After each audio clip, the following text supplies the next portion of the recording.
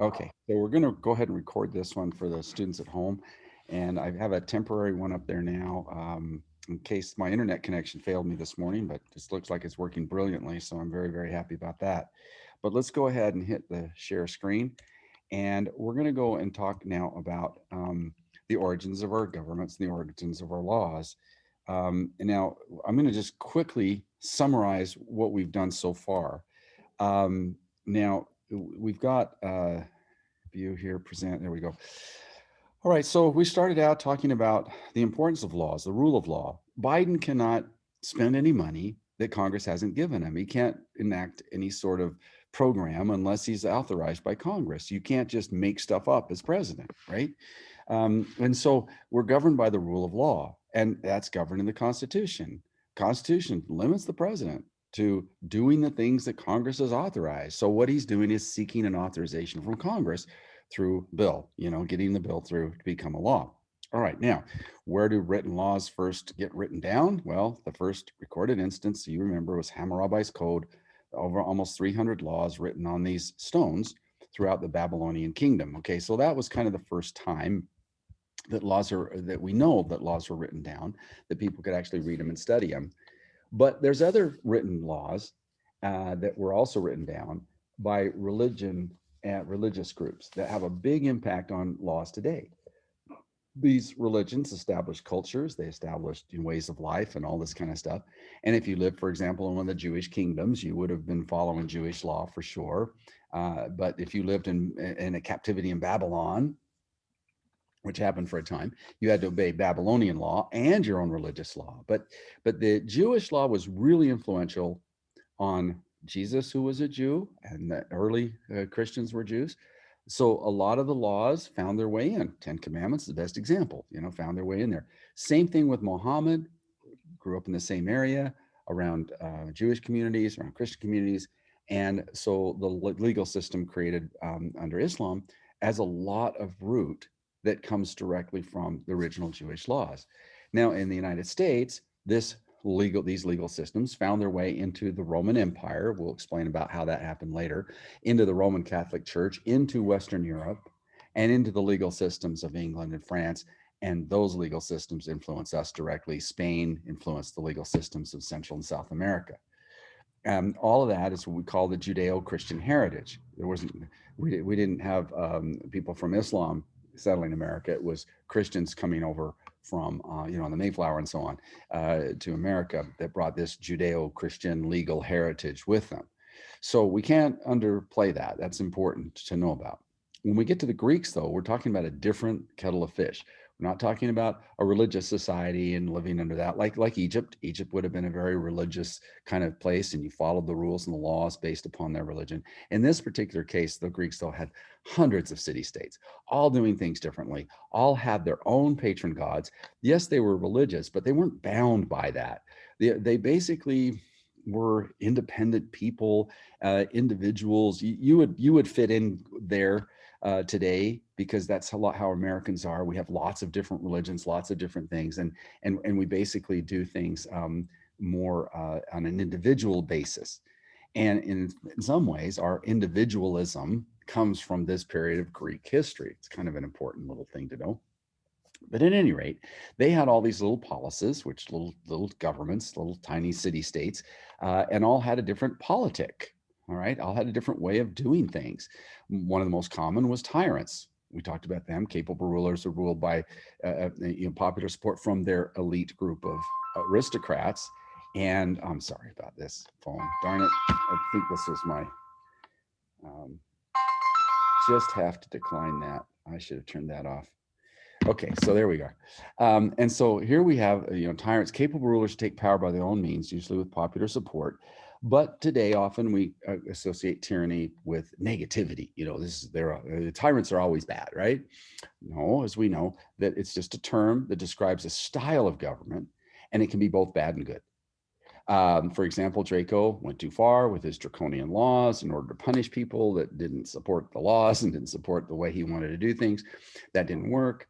And so Stalin, a reformer, and Biden's a reformer. So if you want to know, there's a Stalin type character in our history, it's Biden, Lincoln, they were reformers, FDR, At any rate, looks at the root of the problems and tried to get to the root of the problems, which in his case was debt servitude, people going into debt and becoming slaves as a result.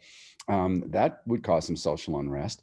And he basically freed the serfs. He got rid of all that, bought back the slaves. And then the peasants were free now to work for the noblemen if they wanted, or to set up their own little farms if they could find a little craggy spot on the hillside to grow some olive trees or whatever, or both. And it just created this huge surplus now of oil, of the things they wanted to sell. And Pisistratus monetized that, another tyrant who's very good. And remember, tyrants get to make all the rules for the time they're in power, right? But it worked. I mean, they built ships and they traded, and then they found a silver mine. So suddenly they had more money than they knew what to do with. Now, this is one of the problems of hereditary lines. Pisistratus, good guy. Hippias, his son, no. Okay, just the opposite. So one of the perils of tyranny is if you get a bad one, you're stuck with them, right? In this case, they said, no, we're not have to be stuck with them. We can just overthrow our ruler in a coup. And what we talked about last time was the difference between a coup and a revolution. Coups are easy. They're groups within the government that overthrow the existing government, right? For example, maybe the military overthrows the civilian elected government, but they're still part of the same apparatus, and they can do it within days, hours even. Coups can happen, and they happen a lot, and they can be effective, and they're effective. They're usually effective very quickly. Now, this coup against Hippias worked, but then Cleisthenes, who led that coup, was subject to a coup of his own, where he was overthrown by Cyrus, who went outside of Athens for support to a foreign power called Sparta. That coup was successful as well, but that one didn't stick. And in one of the rare moments in all of human history, the people revolted against their government. That had never happened before in the ancient world. Overthrowing your total form of government and starting over is not something that happens very often, and it's rare. The American Revolution was a rare event. This 508 revolution in Athens, a rare event. The Russian Revolution, a rare event. You don't get these very often. Coups happen all the time, and tyrants that are in power stay in power.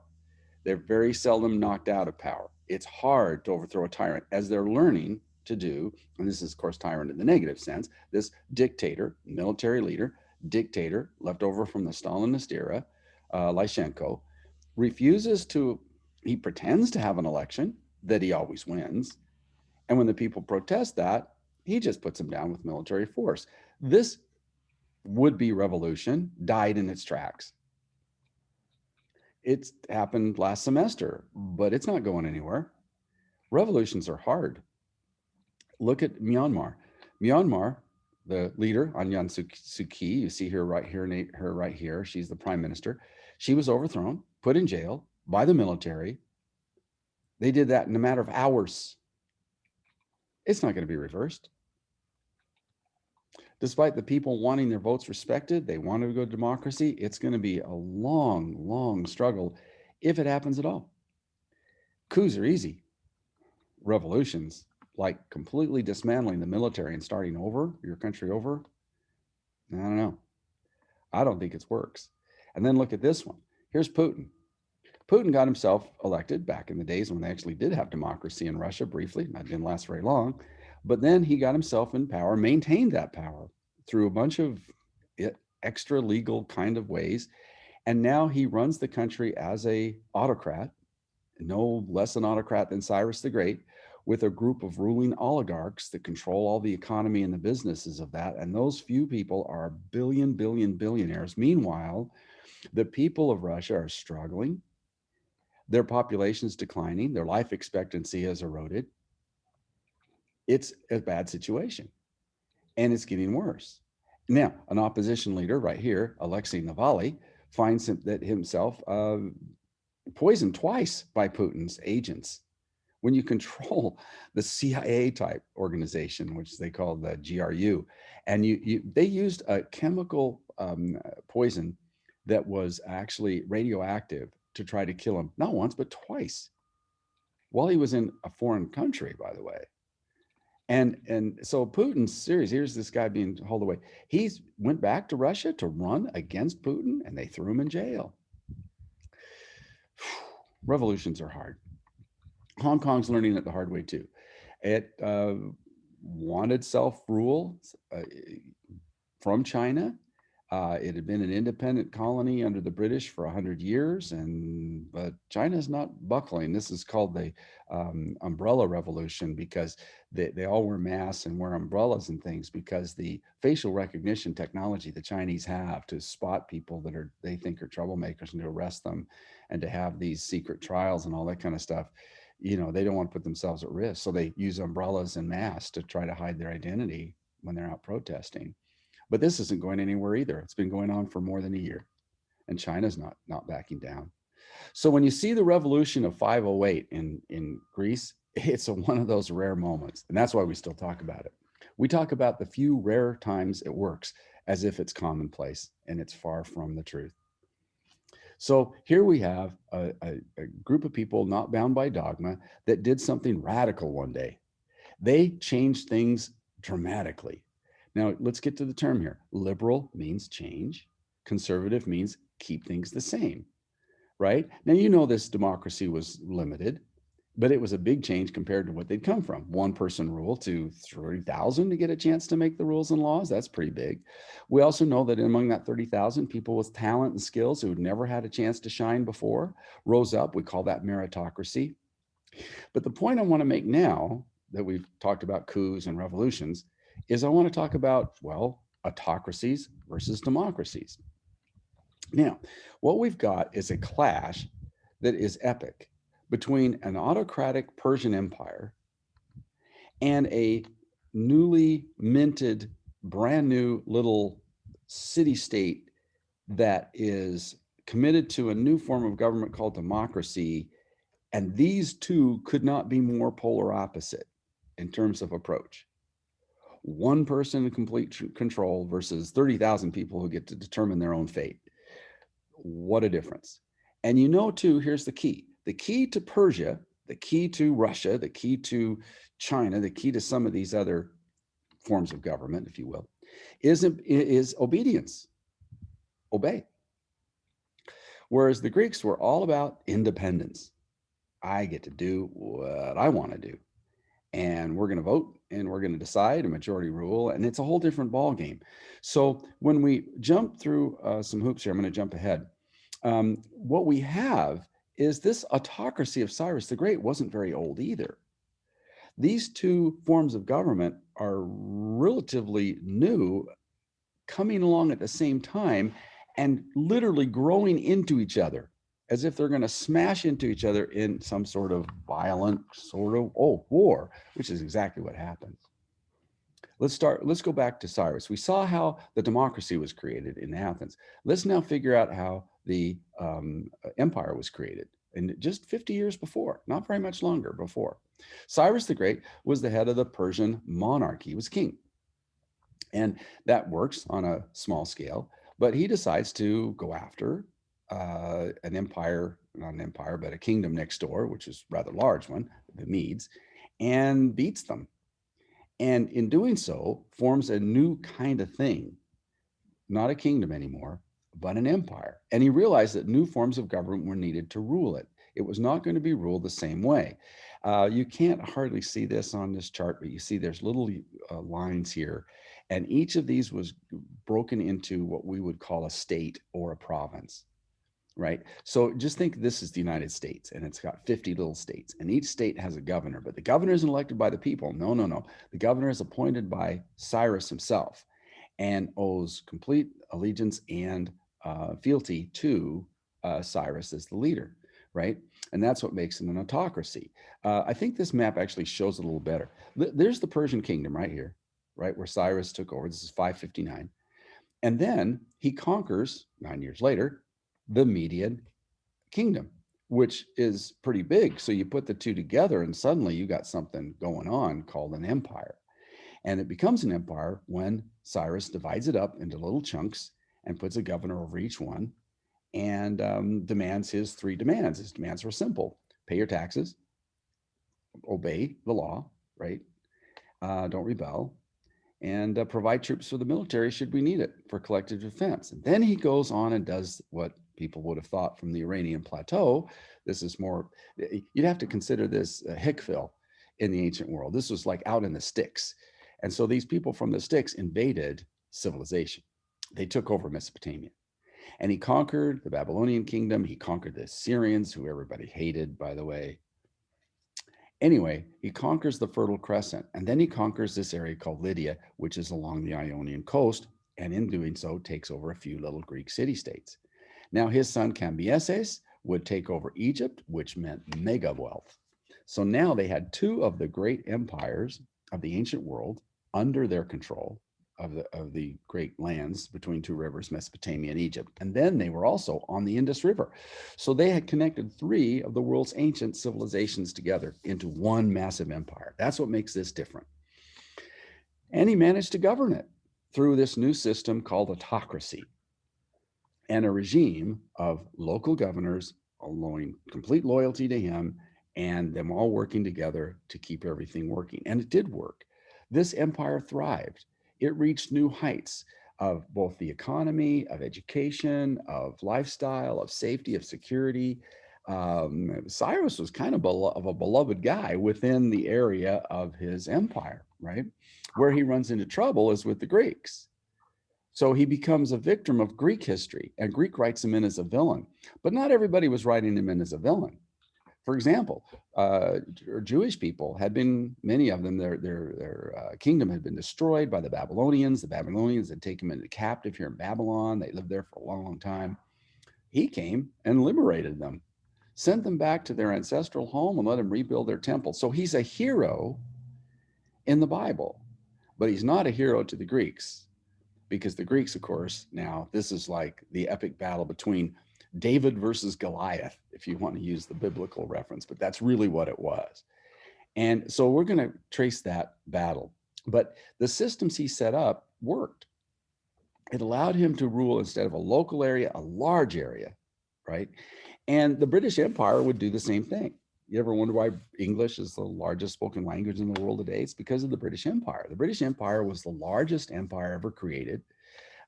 More people and more land area than any other. You see it all here in red at its height.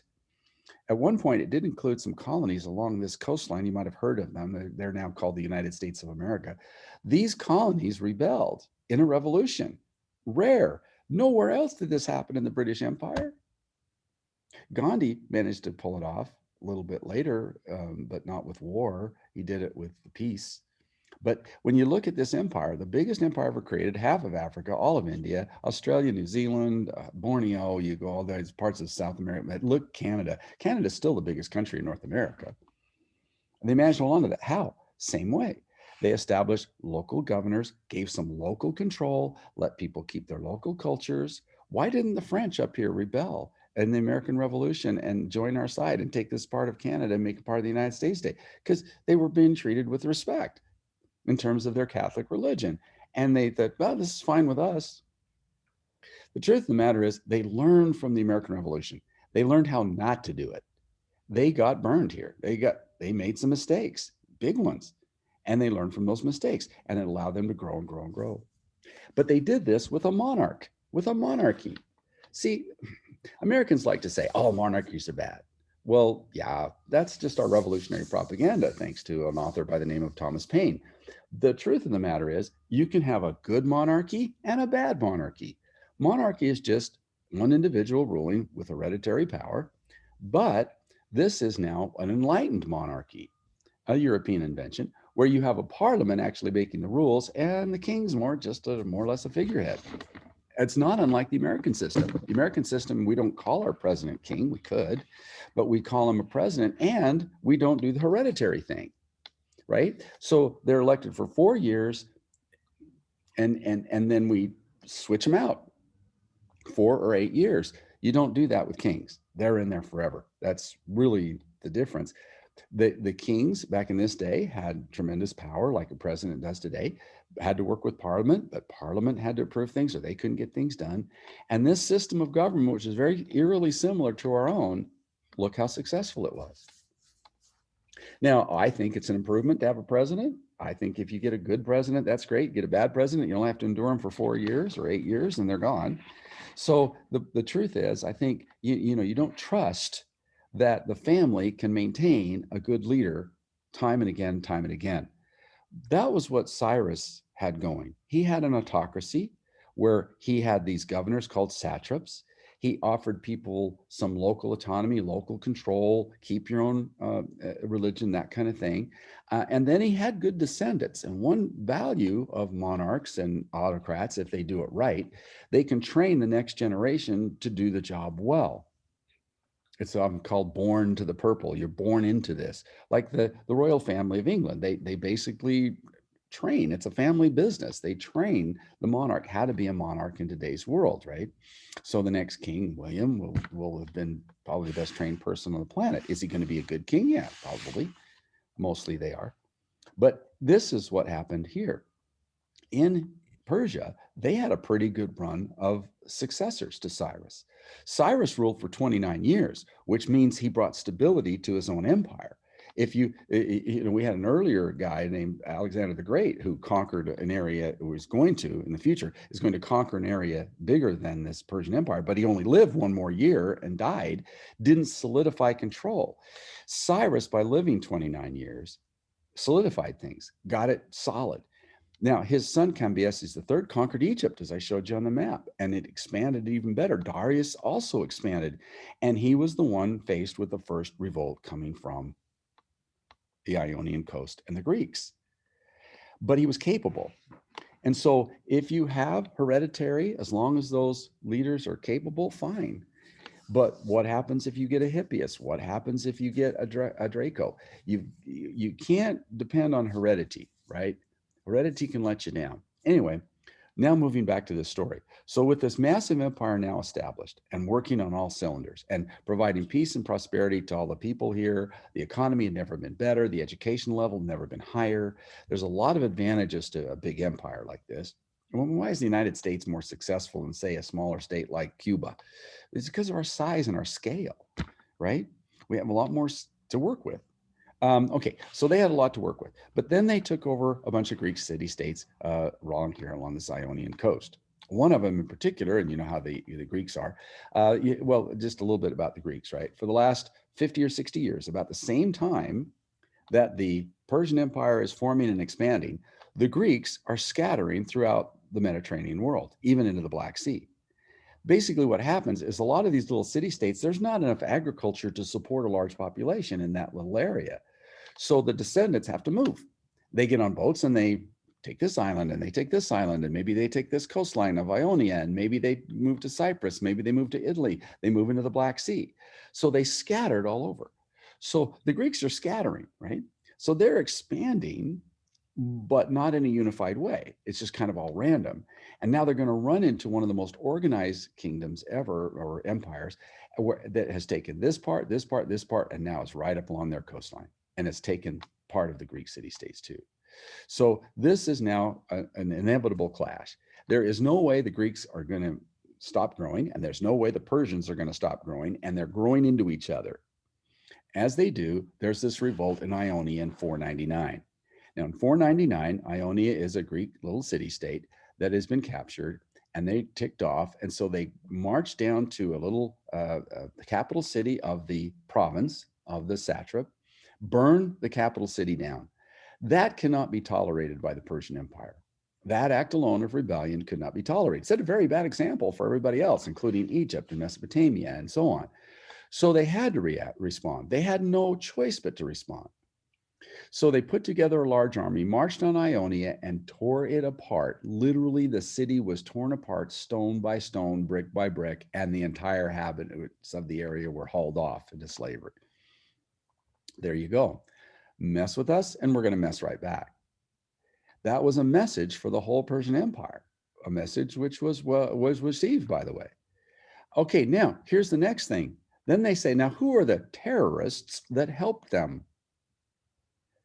See, from the Persian perspective, the Greeks were nothing but a bunch of terrorists burning down their capital and so on. But who helped them? Well, the Athenians did.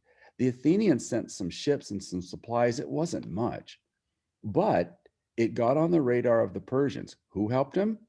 Athenians. We've got to go teach the Athenians a lesson too. And why don't we just conquer Greece in the process? So they sent a massive fleet in 492. It took them a little while to get it together, but when they did, this invasion came and it was on its way, and it hit a storm out here in the Mediterranean, and these ships were not made for big, heavy seas, and the fleet sank. They lost the first attack.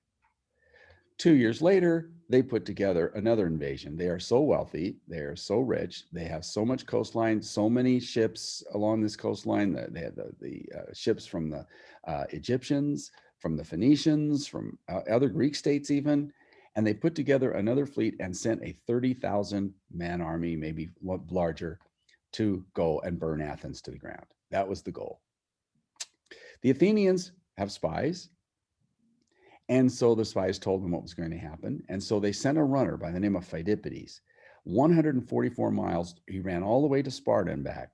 And he's asking Sparta, look, we're all in this together. If they take us, they're going to take you. We're all in it together. Come and help us.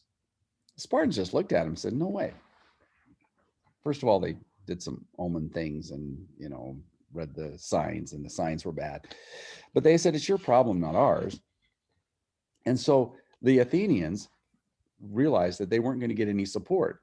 Of course, why would the Spartans support him after what had happened to Leonidas? So what happens next is this.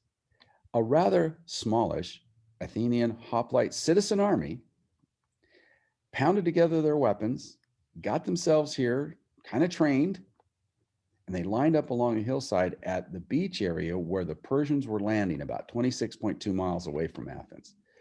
So here's a 32,000 man, 25 to 30,000 man army with cavalry support, naval support, landing, and basically outnumbered the Athenians 3 to 1. They weren't afraid of them. They had defeated armies all over the empire. And when they landed, they just made sure everything was landed, prepared, and whatever. And then they spent about 2 weeks yelling insults at each other across this valley. Now, here's one of the things. They landed in the wrong spot. They picked the wrong spot because one of the advantages of a Persian army is cavalry. And the cavalry is meant to sprint around behind and disrupt the enemy from behind and just destroy their lines. And that really works with this style of fighting. The style of fighting is called a hoplite army. Hoplites are these with the big shields you see in the movies, with the big shields, and you see the helmets and everything, but the spears. They got these 8 foot, 9 foot long spears, and they got 3 deep, and they're plunging these in, just like a porcupine, just coming at you, straight ahead. Push shield against shield. It's called a pulse, where you just slam into the other person's shield, and then you pull back and you stab like crazy, and you do it again and you do it again. And it's basically like, a bunch of linebackers in football just hammering each other, play after play after play. Now, the thing is, a good hoplite army should be 3 deep and shoulder to shoulder. The Greeks didn't have that enough manpower to cover the whole mountain pass. So they were like 2 feet apart and only 2 deep. So they had to come up with some sort of strategy. And the crazy strategy was this. We are going to march on this bigger force, and we're just going to come right down this hillside right at them in a straight line. But there's a secret to it. We're going to put our strongest troops on the sides, and we're going to push down against them. Now, the Persians rallied. They put their forces in play. They went shield to shield. Boom, they had that first pulse. And then the center line of the Greeks pretended to buckle. They pretended to retreat. They backed up. It was all a plan. But here's what happens. In this style of fighting, if you start to fall backwards, if you get back on your heels, they call it, you're off balance. Your line starts to break up. This is when the enemy pushes really hard, and it's called a rout. And this is where most of your troops die. If you don't maintain formation, if you start to run, you start to buckle, they got you. And the Persians, sensing a rout, started to run at the retreating Athenians. But the retreating Athenians quickly reformed their line, and the two sides had never retreated, and they collapsed like a box, and the Persians just got sucked into this vortex. Another problem with hoplite fighting is when you can't move from side to side very fast.